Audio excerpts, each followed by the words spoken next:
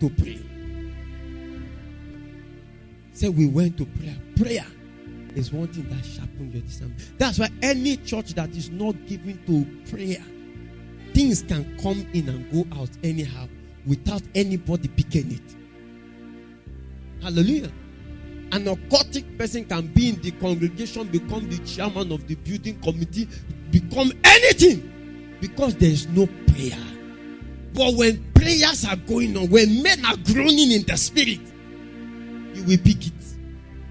Even when the person is smiling and everything is okay. Hello? The dressing is okay. Your spirit man is so alive, it can pick that something is wrong.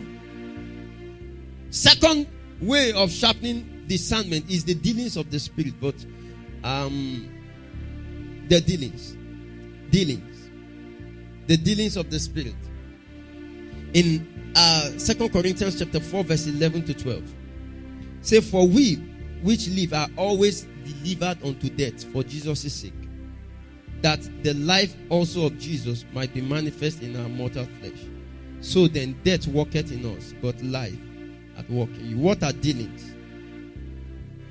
Dealings are the operations of the spirit or spirit orchestrated circumstances to accelerate, deepen death processes, heighten spiritual yieldedness, and prosecution of God's will among men. These spiritual dealings, they are orchestrated circumstances, operations of the spirit, designed to accelerate and deepen death processes. They are designed to heighten spiritual yieldedness and the prosecution of God's will among men. When God wants to increase your discernment, He will increase your dealings. Amen. And this is where I'm going to end this morning. That God will increase your dealings. When God wants to make you a man that can see through every form of thick darkness, He crafts out a dealing for you. That dealing is meant to kill you. It's meant to deepen your death process. Because the more the flesh is dead and the spirit is alive to God, the more he can pick what is of God and what is not of God. So God begin to carve out dealings. Say with me, dealings. You know, these are things we don't want to hear in our generation. You are the wisdom before time began. We are going to pray. I remember that a particular age of my life, the Lord spoke to me. He said, you will not speak to any sister. You are not permitted to talk to any lady. And He gave me 3 years. Now, as at that time, I was not a teenager. Are you with me? I was already maybe 20 something. At least, maybe, I know that I was not less than 24 or so. And he told me, say, you will not talk to any sister. I know you're not talk to even 23. You can't count the number of sisters you said I love you to. I'm not crucifying you. Praise God. Praise God.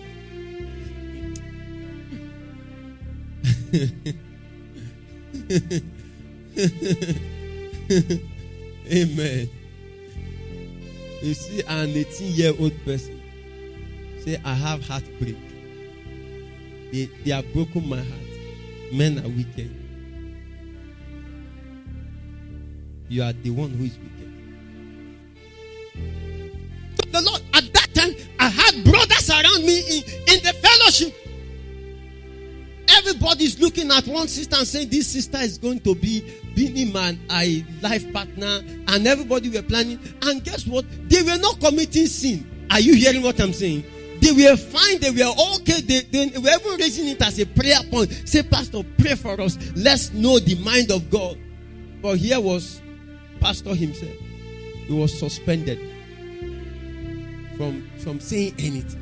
And it was as if it was those years that a lot of beautiful sisters were passing by.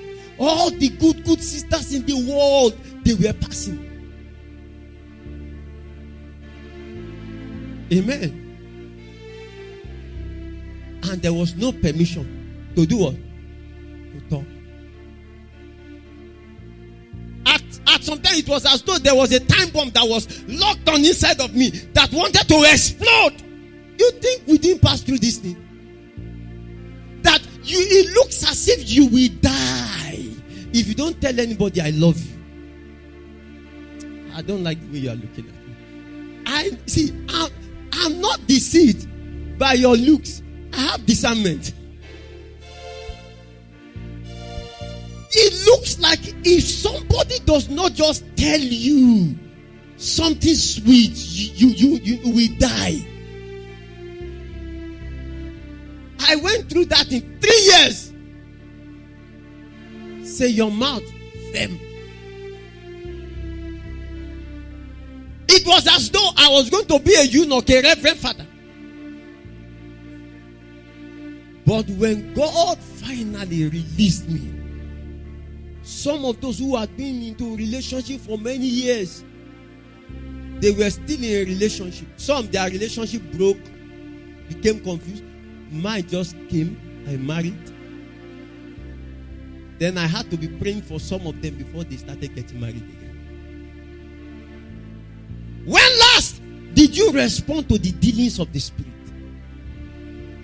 When last did God give you an instruction that will deepen your debt? One day I finished fasting for 7 days. As I finished the 7 days, the Lord came and said 14 days. Then I entered another 14 days. Then he came after the 14 days. He said 21 days. Then after 21, you know the next one now. So I stopped. I said, Father, give me. Amen. But you know now we don't count it again. We don't count it again. It was dealings. But you know, it was after that fast, for the first time, I entered the class. And all the children in the class went under the anointing. There was conviction. Every one of them repented. I didn't talk. Conviction power hit the building. When last did God give you a dealing? When last did you respond to it? When God just give you one small instruction, you don't enter WhatsApp today, your face becomes moody.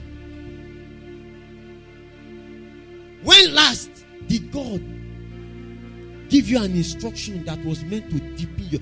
If God does not do that to you regularly, your discernment will become blunt.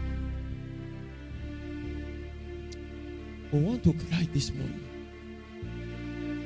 that God will expose you to dealings again. Okay, nobody's saying it, but everybody wants to be blessed. If I say God will bless me, say amen, amen, amen. But say dealings, and I say no, I don't want this type of thing. Rise up on your feet.